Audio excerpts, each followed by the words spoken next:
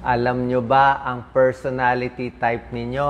Okay, di ba? Narinig nyo na ba to? Matagal ko na inaaral to. Introvert ka ba o extrovert? Yan, depende sa ugali nyo. Maganda yan, malaman yung personality mo. Tulad nito, lagi lang siya mag-isa. Gusto niya, solo siya, nagbabasa sa bahay, habang yung classmates niya, ikot na ng ikot sa labas. So, pinanganak tayo, may personality talaga ang bata. May taong mas matahimik, papakita ko senyales ng introvert. May tao naman extrovert, talagang maraming kinakausap. Actually, ako mas introvert talaga ako. At 4 na klase din yung introvert, hindi nyo alam to. Tapos, ang mga introvert ba, mag-iingat tayo, mas may nervyos ba sila? Tsaka yung mga introvert ba, paano kung partner mo introvert? Okay? Kung ang boyfriend o girlfriend mo, mahirap ba maging boyfriend o girlfriend ng introvert? Itong word na introvert, ginawa to nung 1920s ng mga psychologists. Si Carl Jung, sikat siya. So, sinabi niya, 2 klase personality ng tao. Merong introvert, merong extrovert. Ayan. Pag introvert ka, ganyan, mas gusto mo solo ka. Pag maraming tao, nababawasan ka ng energy. Nai-stress ka sa mall na maraming tao. Pero ang extrovert na tao, mas maraming tao, mas happy siya. Mas magulo, mas maingay, kinakausap niya lahat ng tao, kahit hindi niya kakilala, extrovert yun. Masyadong biba, extrovert. Pag introvert, gusto lagi yan, nagbabasa, yan, mag-isa. Konti lang kaibigan, yan. Okay? Tignan natin 8 signs na kayo ay proud introvert. Yan, nakikita ko comment mo. Number 1, pag introvert ka, pag maraming tao, nadidrain ka. Yan, pagod ka, hindi ka pwede maraming meeting, hindi ka pwede doon sa maraming lugar na tao. Nauubos ang energy mo, kailangan mo mag-recharge. Ang mga extrovert, mas marami kinakausap, mas malakas sila. Pag wala sila kinakausap ang mga extrovert, doon sila nanghihina. Yan, okay?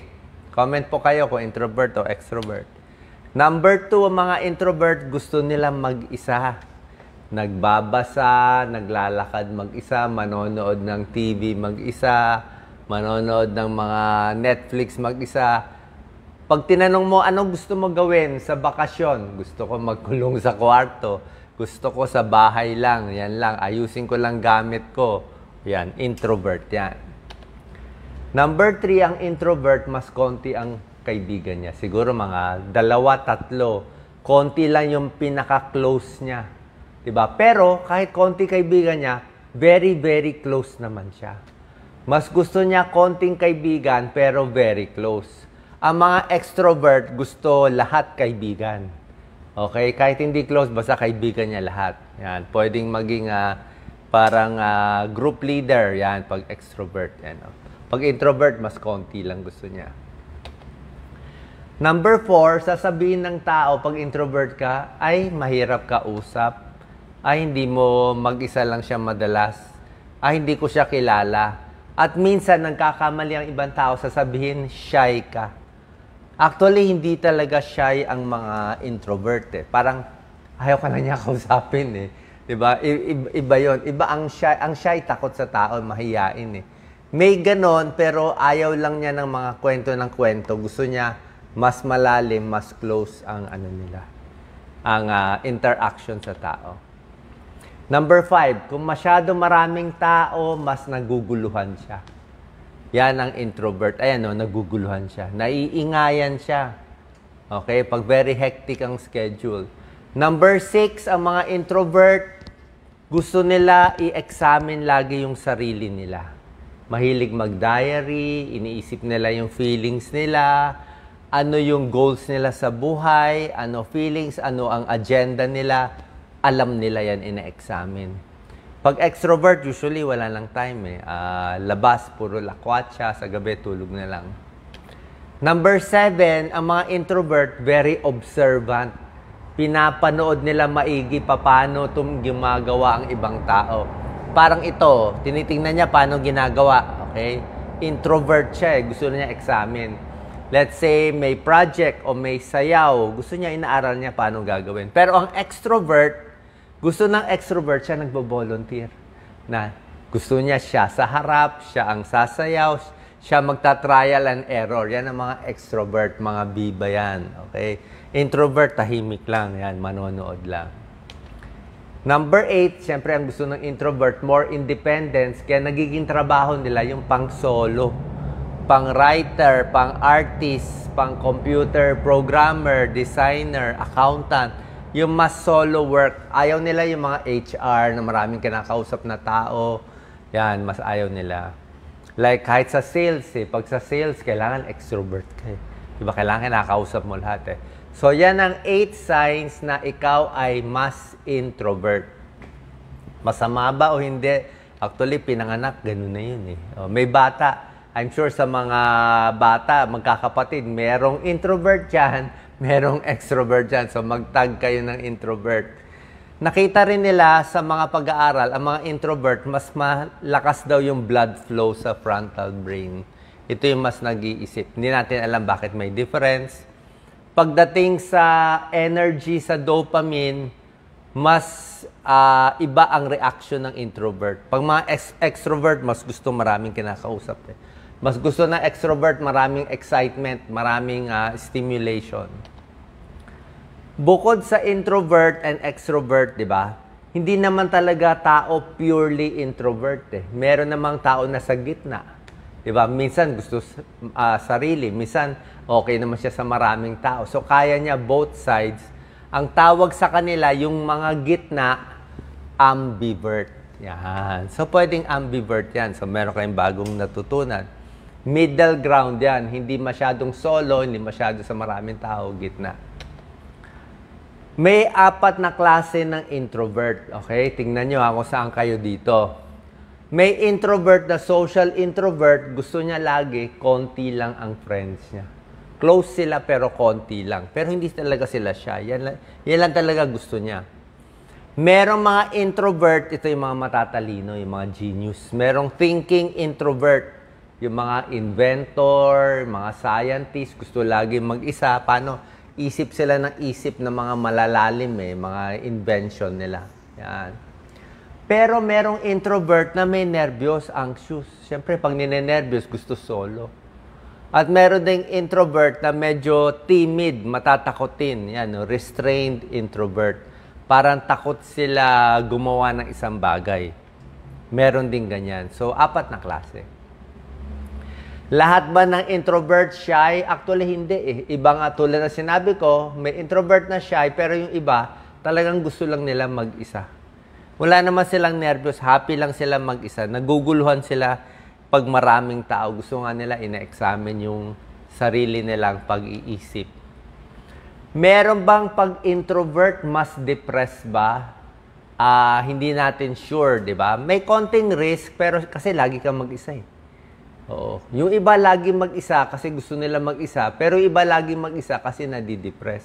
So, kailangan ma-distinguish mo kung depressed na ba siya o gusto lang niya mag-solo.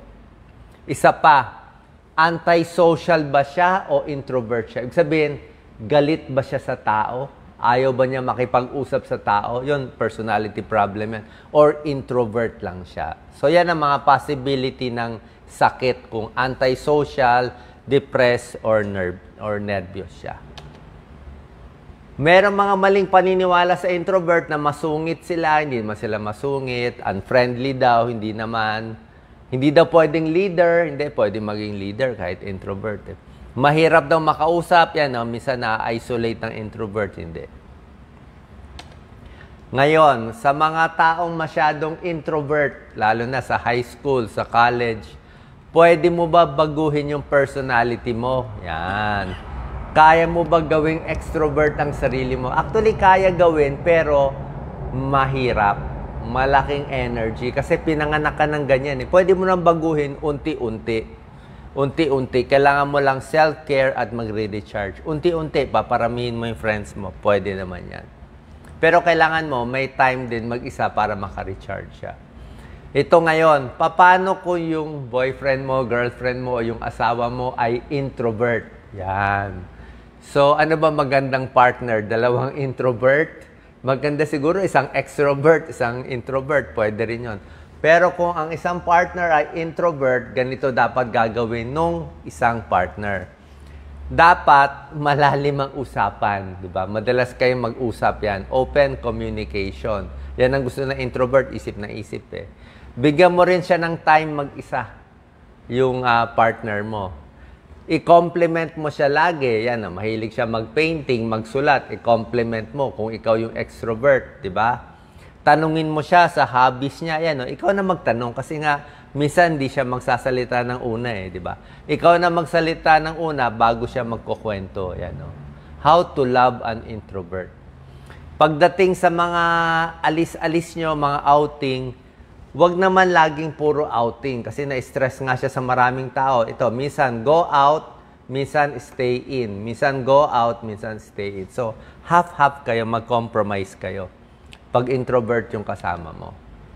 So, ano mga relation? Kung sa introvert, aralin mo yung personality ng partner, gawin mong komportable siya, hayaan mo siya mag-relax minsan, spend quality time with them, mas gusto nila mag-solo, di kayo lang. Mas maganda ikaw ang energy niya. Kung ikaw yung maraming kaibigan, di ba? Ikaw yung extrovert, di ikaw na yung energy source ng introvert, pwede rin yan. Tanungin mo yung introvert sa pangarap niya, sa ambition niya, sa goal niya para pareho kayo.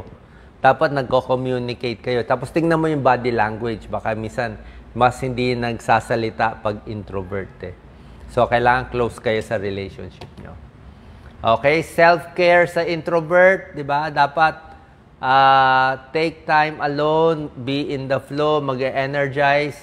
And last tip, papakita natin, ito yung mga senyales na introvert ka. Gusto mo lagi nag-iisip, self-aware, bago ka mag-decide, tinitingnan mo maigi. Ayaw mo ng group work, yan. Ayaw magsalita sa school. Gusto mo writing than talking. Gusto mo texting than calling. Napapagod ka pag maraming tao. Meron kang konting friends pero close naman kayo. Mahilig ka mag-isip, mag-isa. Yan ang wino-workout mo. Para makapahinga ka, doon ka sa sarili mo. Diyan ka happy. Yan ang introvert. Okay? Sana po nakatulong tong video natin. Wala naman masama kung introvert or extrovert, pero at least alam mo na yung personality mo, hindi ka pareho sa ibang tao, so tingnan mo na lang paano maayos yung personality mo para ma-achieve mo ang iyong goals. Salamat po.